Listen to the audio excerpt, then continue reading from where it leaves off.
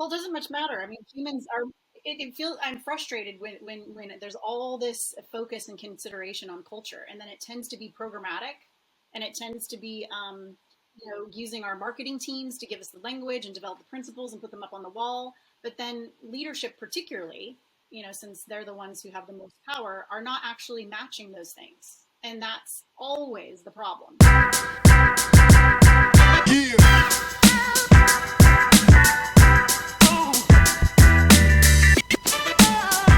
Hello and welcome to the Culture Crunch, brought to you by Hunters and Unicorns. Today we're fortunate enough to be joined by Nicole Stark, an organisational regenerator and intelligence officer within the tech space. Nicole, great to have you. Thanks, Karen. It's good to be here. I appreciate it. Can you please tell us a little bit more about exactly what your job entails? Yeah, I build new operational frameworks, and I develop individual and collective decision intelligence so that businesses can be smarter, more resilient, and particularly future adaptive. So I really am focusing on innovating organizational and operational systems to be more adaptive and integrative into human systems. And then I have, three philosophical foundations that are the core of my work, which we might be discussing later. Fantastic. That's an incredibly innovative and insightful job role. I'm really looking forward to understanding exactly what those three pillars are during our conversation. I guess the first question that I wanted to ask you, Nicole, and it's the first question that we always ask on this podcast is, what does good company culture look like to you? In a way, it's a big question. And then in another way, it's a really simple question. And I think for me is just to not be hypocritical. I think that the biggest problem that companies has is when their brands do not actually match who they are. Because brands tend to be descriptions of values and principles and all these things. And yet who they are as humans inside a company are not that. And so for me, company culture is simply when we match who we say we are. And I think that requires a certain human centeredness that is above the product or service that we are providing. In other words, who we are as a company and business is equally or more important than what we produce. No, it makes perfect sense, and I think, but it's definitely a kind of fresh perspective, because I guess businesses use a lot of words like authenticity, don't they? That's one of the buzzwords, and I relate to that, and I think there's definitely space for that within every industry.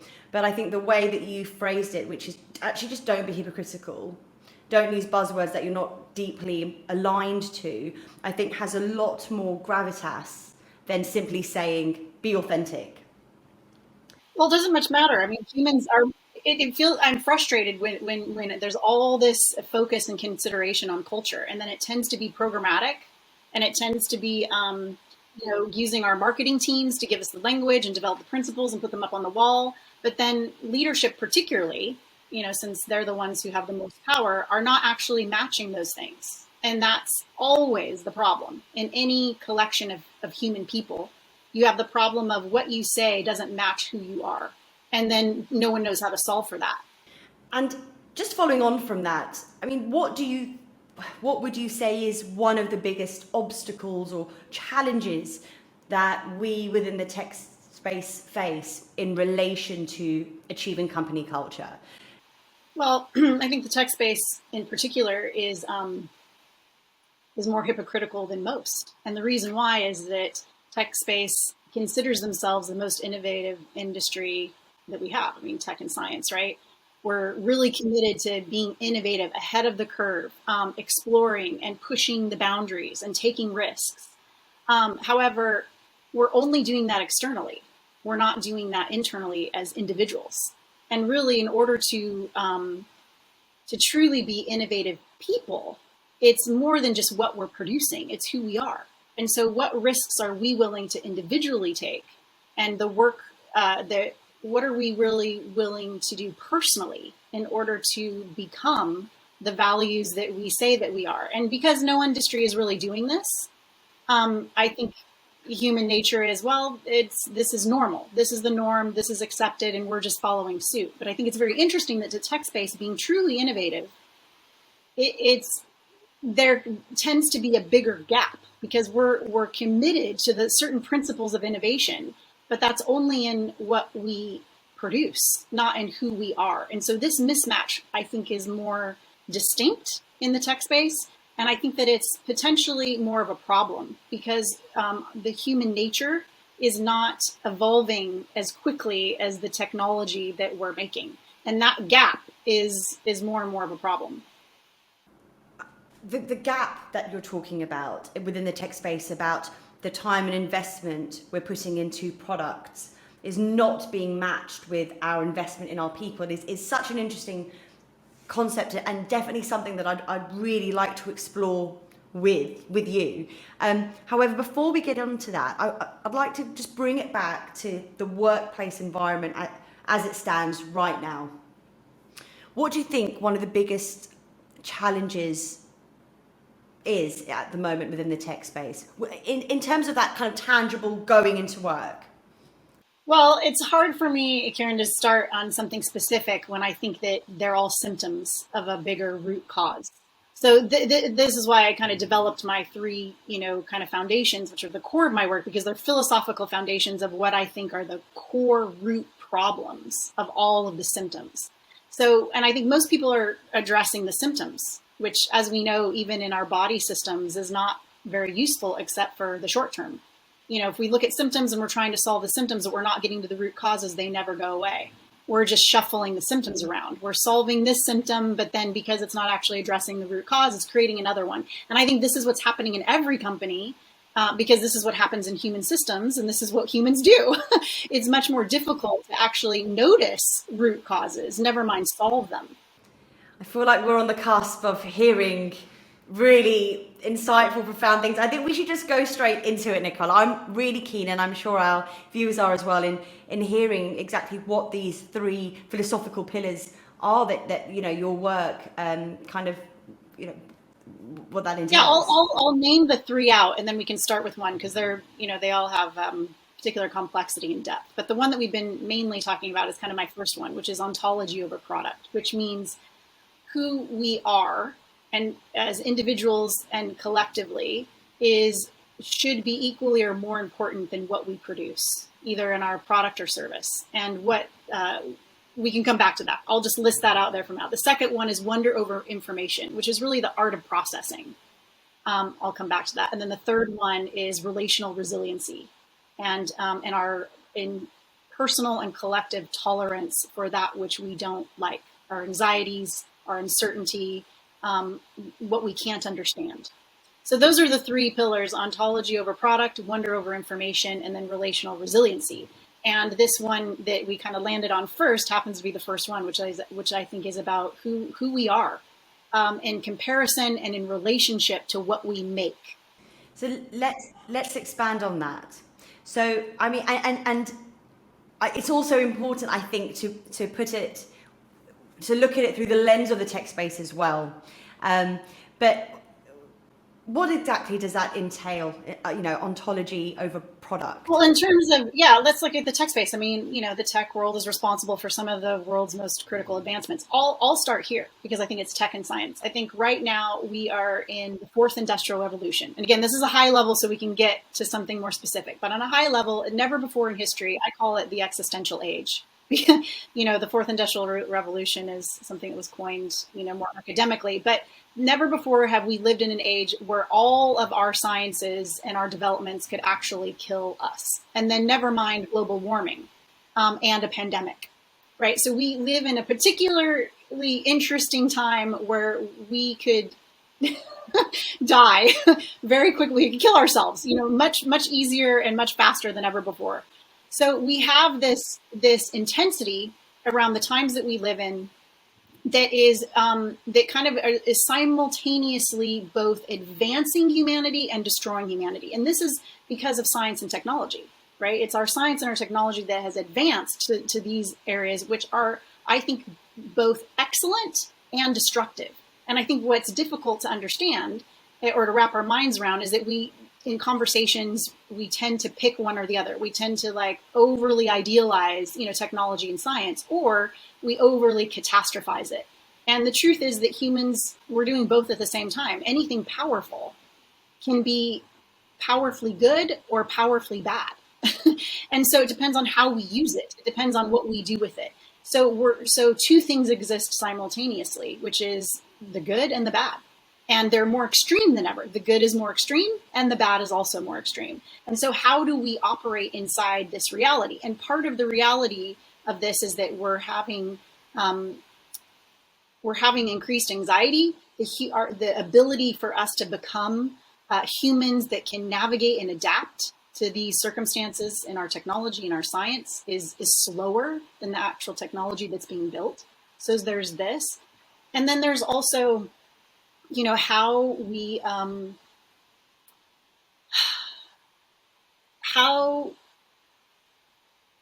disparate that is, that all of the resources that are required for us to develop these kind of crazy technologies steals a lot of energy in terms of personal energy that could be, that are also necessary to be good, well-developed humans. So in terms of running a business, if you're an entrepreneur, and especially in the tech space, you're using so much of your mental, emotional, and physical energy to actually build these innovative products, which require more energy and work than something that isn't innovative, because it requires a different kind of risk. It requires different kinds of resources. It requires a whole different kind of thinking. So all of this is big, and yet at the same time, that's diminishing energy towards something else, like who we become and how we are in our relationships and how we relate to other humans. So this is a complex problem, and I think that sits most interestingly and intensely inside the tech space, because we're doing more extreme work in the world and in this way. Are you saying that the time and investment that we in the tech space are putting towards products is actually at the expense of our investment in our people? Our humanity. I would say this, that it's the time and energy and resources, the expectations, all of the things that are required to actually create innovation are definitely at the expense of our humanity. And that is, I think, the root problem. So the question is, how can we become more expansive to be able to do both? Which is, I think, what the future demands of us. Like, I don't think that it's going to end well, if we continue to advance our technology and our products, and then we continue to atrophy at the same time, or not evolve who we are in relationship to each other, in relationship to our human selves, and those for which the product serves. Product serves humanity. It doesn't serve anything more predominantly. So that creates a bigger problem as time goes on. Absolutely. And it's counterintuitive to what we're, as you said, as someone, you're someone who's very passionate about tech and has operated within this space for numerous years and really taken the time to understand all elements of it. It's actually, going against the grain here in what we're trying to achieve. So how do we, are we talking enough about this? Are we talking enough about the gap between people and technology? And because I've not had many conversations of this nature, and I wish I had, and that's partly my fault for not inviting this debate. But I'm confident that I'm not, I'm not in the minority here. Like, I think there are many other individuals who work within the tech space, but they're not really immersing themselves in the different elements. Would you say that was accurate? The deep reality is it's complex, and people sense this. So when I speak to people, I've never had anyone, not find what I'm saying is compelling, but then it's overwhelming. Because it's like, oh, where does it start? And then that overwhelm is also confronting. Like, this reality, and most of reality, like when you actually really examine it, it's confronting. It requires something of us. And particularly if we're leaders, right? If we're leaders and we're sensing something and we're hearing something, and we become more acutely aware, it demands something of us.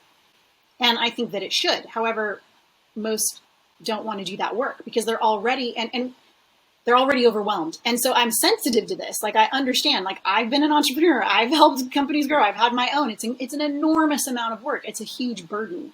And we're going, in my opinion, we're going to have to learn how to do both. We're going to have to learn how to develop and invest and have all of the resources to build a company and also become humans that are actually doing the personal work. Yeah, absolutely. We don't know what we don't know. So we know that we need to have data and we need to have metrics. So we spend a lot of time, especially within the tech space, obtaining and assessing data. And of course, as you said, Nicole, they're incredibly important. And we're not sitting here saying we don't need data. But my understanding from what you're saying is that there is also space for the non-metrics, the things that you can't plug into an Excel spreadsheet, that human-to-human connection. And actually, until we can appreciate and acknowledge that we need to look at things more holistically, how are we going to continue our cultural innovation if at the moment all we're looking at is what we know and what we measure and the data that we've referred to and fallen back on for many, many years? So this is it's not the data and information isn't important. It's the kind of data and information, and then it's how it's integrated, and that it's not compartmentalized like we do. And a lot of the data information, which that end up being overall intelligence, can't really be captured on a spreadsheet. But it doesn't mean that it's not data and information, and it doesn't mean that it's not being measured. It certainly is, just not in more classic ways. And so this kind of art of processing, as I call it, which is really wonder over information, which means we have to engage our curiosity and we have to engage a certain kind of attitude of humility. And we have to engage a more complex reality where instead of looking for the tips and tricks and the easy things, and we compartmentalize for good reason because the world is a very complex place and we can't understand it without compartmentalizing. So compartmentalization works really well for a short term, for a moment. But then it can't stay there. Otherwise, it's not very effective and it doesn't exist in any real reality outside of that very compartmentalized, micro moment. So that's what I'm kind of inviting people to, is that processing is a skill. I mean, that's why I call it the art of processing. It's how we gather information, how we gather data, how we connect the pieces, how we develop insight and foresight. It's a skill. And I think that everyone can learn it. And then ultimately, if you are better at actually processing information and you're a better processor in general of your own emotion, let's say. So information isn't just about, externals and what we can collect from our business, structures. It's also from individuals and our relationships. So if we can put all of that together, we'll become far more expansive and actually increase our intelligence massively. Because now we're integrated into all of the systems that are occurring at the same time, and we're creating strategies that address them all rather than just one, where it breaks eventually. So this becomes a complex thing, which I think we can learn. And I think that it absolutely develops all kinds of advantages that again, are less measurable to some degree, but very measurable to other degrees. And this is the exciting part of my work, is that the results are actually huge. But they're unexpected because they don't show up in ways that we're used to. So that's kind of the wonder over information, which is really about curiosity, humility, which enables us to actually enter into processing more intelligently to find new things. And if we translate that to the culture piece, especially within the tech space, earlier on, Nicole, you talked about how the art of processing is not just data and statistics, but also processing the human condition and the people that we work with, and the people factor. How do you think, so my understanding is that by improving the art of processing from a people standpoint, that will also have a positive impact on company culture, for example, because we're looking at individuals and understanding and taking steps to understand them, as opposed to just collecting data, sticking a statistic on it and moving on.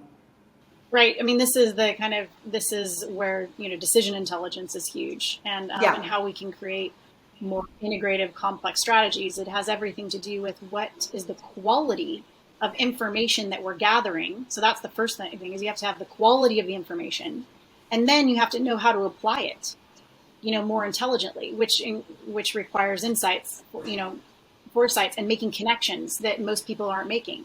And there's no one person in companies that are doing this in a holistic way across all organizations and from bottom to top, top to bottom. It's incredibly complex and incredibly powerful. And I think this is definitely a huge piece of how we can adapt into the future. That most of us, and particularly leaders, are incredibly competent in how we are creating strategies within our area of expertise, but that's very limited. And that's the problem. It's not integrated into everything else. And so who's doing that? Who is able to do that? And we can start with curiosity. And so that's kind of the prescriptive element. I said in the beginning that I'm really against, I think prescriptive leadership is of the past, and I think that's way too easy and gets us way off the hook.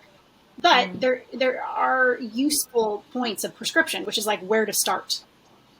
So there are certain places that I am committed to that I know are great places to start. And one is learning how to ask better questions and really engaging your curiosity. And because the curiosity will lead you to different places of connections that you wouldn't have gotten to otherwise. And so first place in terms of wonder over information and the art of processing is really being able to ask better questions in order to connect the dots or to locate what's missing or to think through. And that requires energy. It requires mental and emotional and sometimes physical energy.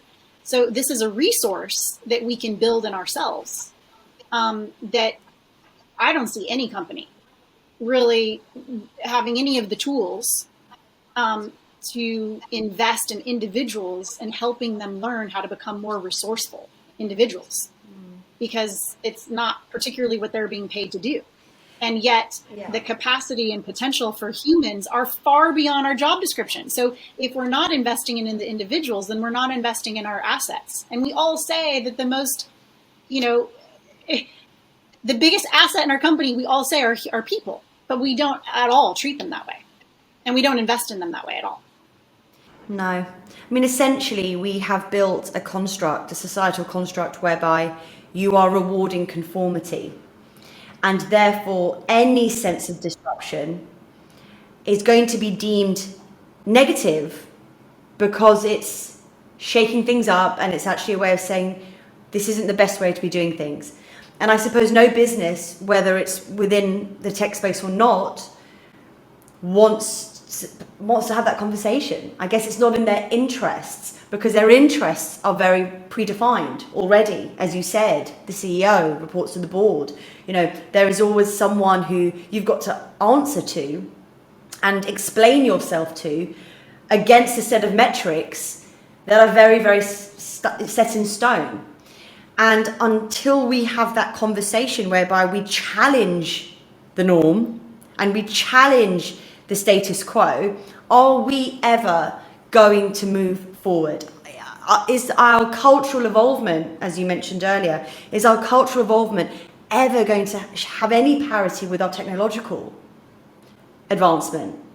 And my understanding, having this conversation is so thought-provoking because essentially it's getting harder each day because the technology is advancing at such an exponential rate, yet our people conversations are still dwindling behind. And every day that goes on and every year that goes on, that gap is just widening. That gulf is getting huge, which is so ironic given the space that we're all working in, which is about advancement and improvement.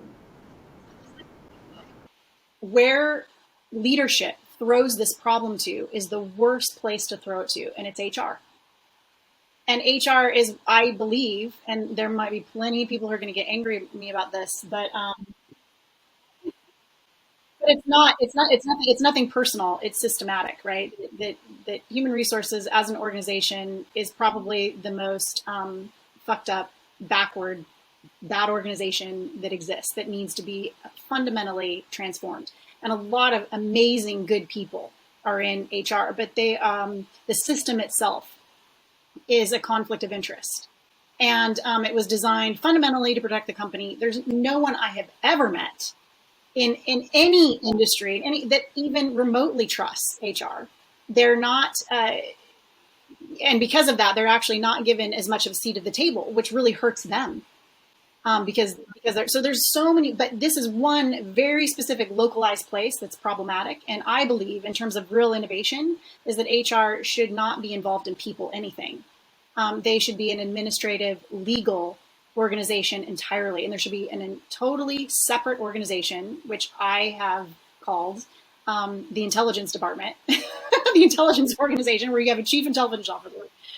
And this organization is completely committed to the human systems and how they adapt and are integrated into all of the organizational operational systems, and entirely separate from HR. Yeah. So you're saying that for HR to be transformed in order, because, like you, I know many talented, incredibly hardworking individuals who work within HR, and they've moved into that space because they want to improve. Yeah, and they want to improve the business from a people perspective, right? I think every single HR person I know has gone in there with really, really good intentions, but a lot of the time there's a bureaucratic element to it whereby they want to say something, or yeah, and there's so many not always, not in all organizations, but in, I guess, the corporate world, certainly they are held to strict company guidelines and parameters. So as you said, actually, yes, of course they're compromised because they have a kind of, a loyalty to the company because they're the ones setting the rules. And so your idea of having a kind of compliance department, as you mentioned, which for HR, which focuses on the legalities and the conduct element of things, separate to a people intelligence department, I think is actually incredibly groundbreaking. Which it does. I think it really needs to be and talk about regeneration. Like, HR is a real huge point, is an excellent place to start. If we created a whole new org that was separate from HR, I really think that this is a huge groundbreaking place that enables a lot of my work and a lot of humans to actually develop in their career. Yeah. And if we move to the third philosophical component behind your purpose and what you do, Nicola, we're talking about rational resilience. Can you talk us through that a little bit, please? Well, here's the thing.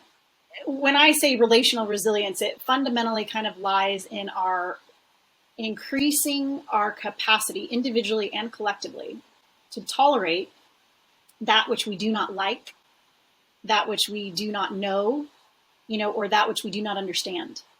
So, and this really comes down to anxiety. I found that when you're in business, and particularly in tech, and particularly in like startups or entrepreneurs, there's an enormous amount of anxiety. And what we do as humans is we tend to solve our symptoms of anxiety before anything else, because we don't like that feeling that we're having. So we want to get rid of that feeling as quickly as possible.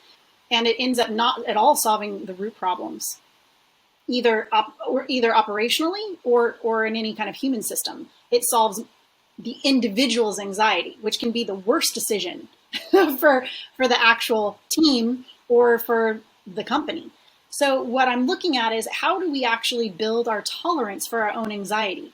And how can our anxiety teach us new things? How can it actually help us uncover really important information about ourselves, about the circumstance, about the root problem?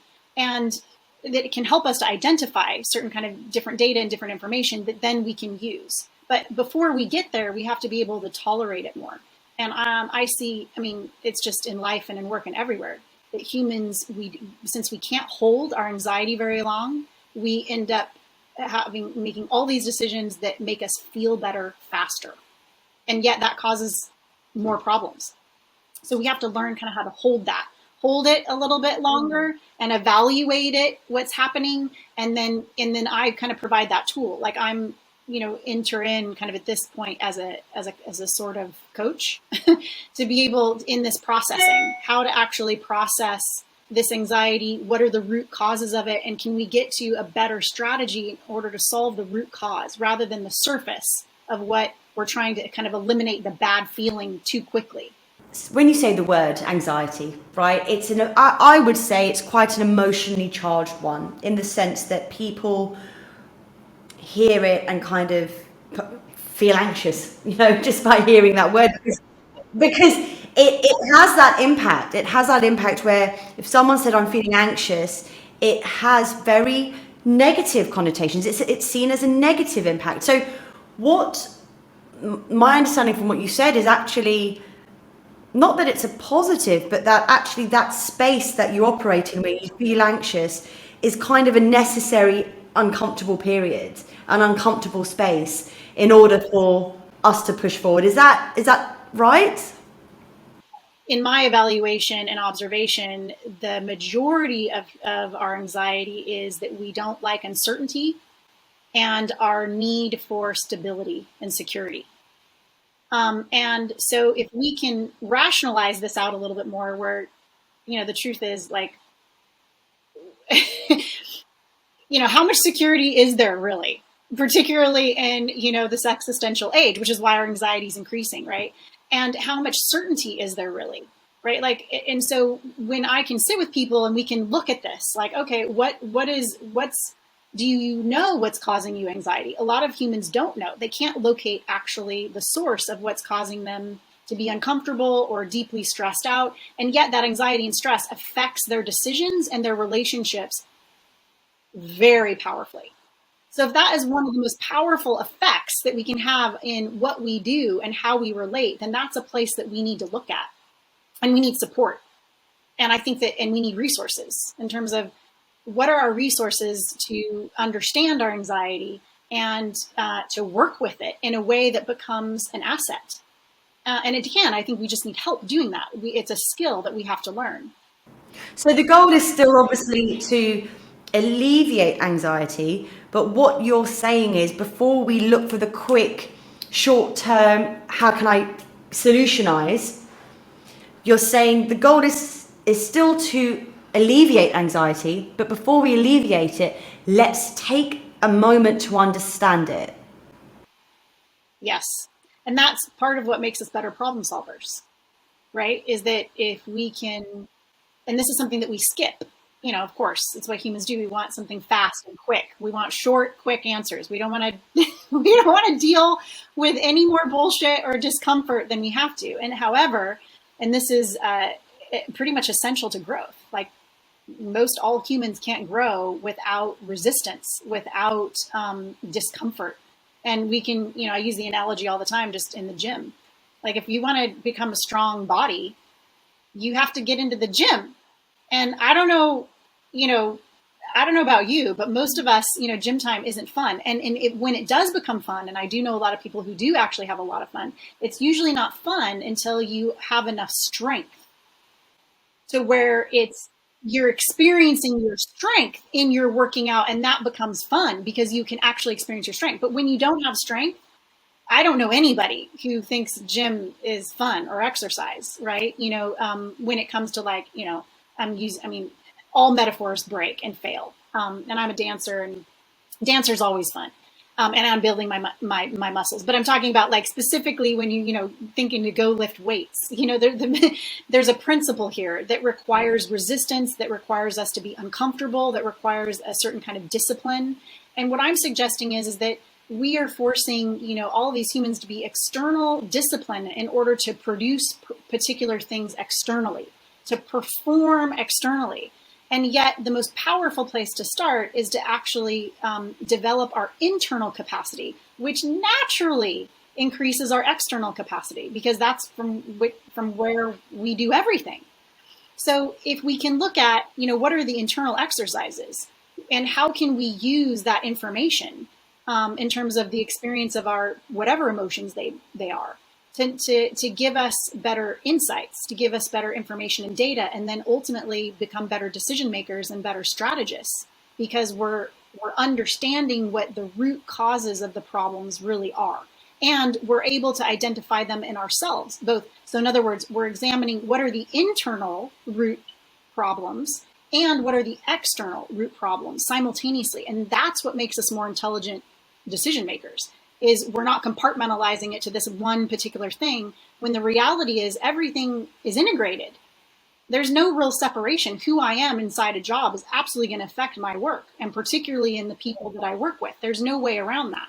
So how can we actually function as more integrative creatures that actually matches reality, rather than, you know, entering into this social delusion that we are separate from our work? And I think lockdown and COVID and the landscape of the last 2 years has certainly influenced that, where that boundary between personal and professional, you know, is not just blurred, but in many cases is almost disintegrated. You know, we're working from home, or we're you know, at home when we work, whichever way you look at it.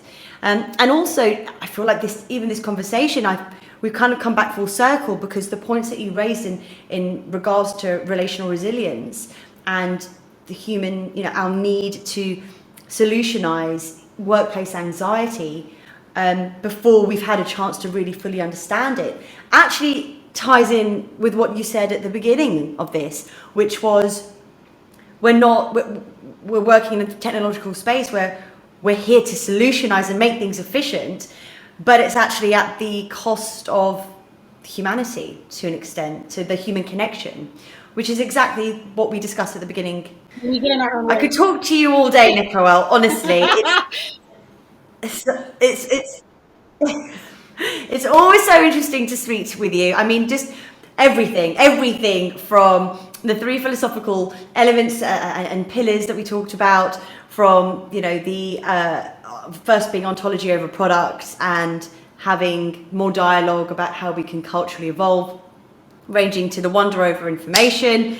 You talked about essentially a complete innovative overhaul of our HR department into people intelligence and sort of compliance. And then, of course, finally, the relational resilience in terms of understanding our anxiety before we solutionize.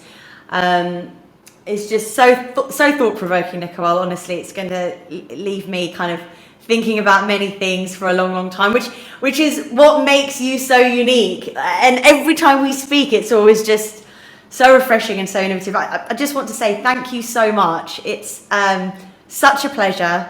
We're so grateful for you to have joined us, and I sincerely hope you will join us for our next season as well. For sure, and I appreciate you, Karen. You know, it's your interest. You know, a lot of people, it just becomes too overwhelming, and they're less interested to actually dig deep and to explore. And exploration requires emotional and mental work, and to actually think through some of these things that are new. So I appreciate you and your work in the world. Thank you for that, and I hope to see you soon.